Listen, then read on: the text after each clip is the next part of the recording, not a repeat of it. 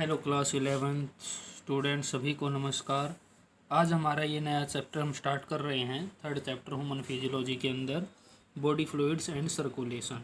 ठीक है, तो इसमें हमें ये देखना है कि जैसे कि पिछले चैप्टर में हमने देखा था कि किस प्रकार से ब्रीथिंग एंड एक्सचेंज होता है गैसेज का। आज हम ये देखेंगे किस प्रकार से वो फ्लो करते हैं, किस प्रकार से हमारी बॉडी में मटेरियल जो है ट्रांसपोर्ट होता है, जैसे कि फूड मटेरियल है या फिर वेस्ट मटेरियल है। ठीक है, वो किस प्रकार से ट्रेवल करता है। तो सर्कुलेटरी सिस्टम, अब इसने पूछा why we need circulatory system, हमें सर्कुलेटरी सिस्टम की आवश्यकता क्यों है। तो वो देखिए, सर्कुलेटरी सिस्टम के कुछ फंक्शन है, उसकी वजह से हमें इसकी आवश्यकता अनुभव होती है। तो कौन से फंक्शन है। पहला है रेस्पिरेटरी। रेस्पिरेटरी में जैसे कि हमने देखा कि oxygen and carbon dioxide exchange हो रही थी, वो भी किसके द्वारा हो रही थी, सर्कुलेटरी सिस्टम के द्वारा, ब्लड के द्वारा हमने देखा था उसमें। ठीक है, और फिर एक्सक्रीटरी में क्या है कि वेस्ट मटेरियल जो बॉडी सेल से बनता है, जैसे कि जो भी वेस्ट मटेरियल बनता है, यूरिया वगैरह जो भी बनता है, वो सारा जो है मतलब एक तरह से रिमूव होता है किसके द्वारा, ब्लड के द्वारा। ठीक है, इसमें आपकी किडनी आती हैं, किडनी इसमें आपके जैसे कि प्यूरिफिकेशन होता है ब्लड का। ठीक है, तो वो सर्कुलेटरी सिस्टम के भी हिस्सा है। फिर प्रोटेक्शन, अब इसमें ब्लड की बात करें तो ब्लड में इसमें फ्लूइड्स में हमने देखा था कि क्लोटिंग फैक्टर प्रेजेंट है, जिससे कि ब्लड जैसे हमें चोट लगती है तो ब्लड बाहर आता है तो क्लोट हो जाता है तुरंत। फिर उसमें वाइट ब्लड सेल्स हैं जो इन्फेक्शन से लड़ती हैं, WBC। ठीक है, और इसके अलावा और भी हैं इसमें आपके मैक्रोफेजिज हैं, जो मतलब सेल्स जो फॉरेन सेल्स होती हैं, जो दूसरे वायरस वगैरह जो बैक्टीरिया वगैरह उनको नष्ट कर देते हैं।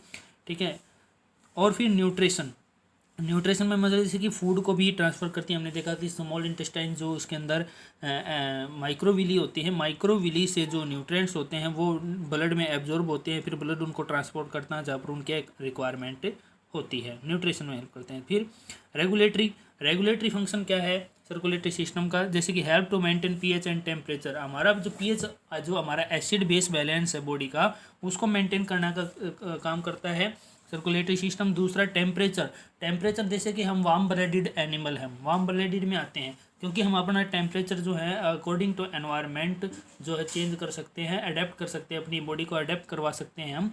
ठीक है, तो हम वार्म ब्लडेड, जबकि कोल्ड ब्लडेड में ऐसा नहीं होता। ठीक है, फिर हार्मोनल, अब हार्मोन भी ट्रांसफ़र होते हैं, जैसे कि पेनक्रियाज से इंसुलिन हार्मोन रिलीज होता है, वो भी ट्रांसफ़र होता है। ठीक है, बहुत सारे हार्मोन्स हैं आपके, पिट्यूटरी हार्मोन्स हैं, पिट्यूटरी ग्लैंड से निकलने वाले, वो सब ब्लड के द्वारा ही ट्रांसफ़र होते हैं ऑर्गन तक। ठीक है, फिर फंक्शन ऑफ ब्लड के फंक्शन क्या है, जैसे कि और इसमें बता दिया, transport needed material through the body, मतलब जो ट्रांसपोर्ट है वो जो मटेरियल ट्रांसफ़र हो रहा है बॉडी के अंदर, उसमें ब्लड की आवश्यकता होती है, जैसे कि nutrients, glucose and amino acid, oxygen. ठीक है, फिर इसके अलावा दूसरा काम क्या है, ये तो देखो आवश्यकता है, जो नीड है हमारी आवश्यकता है उसको ट्रांसफ़र कर रहा है ब्लड, जबकि जो वेस्ट मटेरियल है उसको बॉडी से बाहर निकाल, उसको एलिमिनेट करवाने के लिए, बाहर निकालने के लिए भी काम कर रहा है ब्लड। क्या है, कार्बन डाइऑक्साइड रिमूव करनी ज़रूरी होती है बॉडी से। फिर मेटाबॉलिक वेस्ट में जैसे कि यूरिया वगैरह जो है किडनी के द्वारा जो है रिमूव करनी होती हैं बॉडी से। ठीक है, तो ये एक तरह से फंक्शन है ब्लड की। ठीक है, अब एनसीईआरटी क्या लिखती है वो देखो, all living cells to be provided with nutrients, oxygen and other essential substance.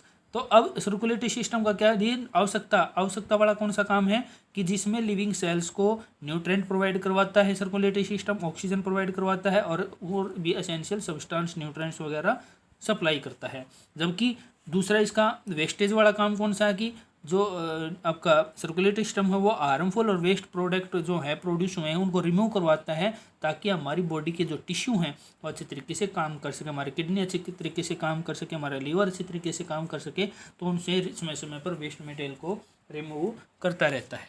ठीक है, फिर it is therefore essential to have efficient mechanism for the movement of the substance to the cell and from the cell.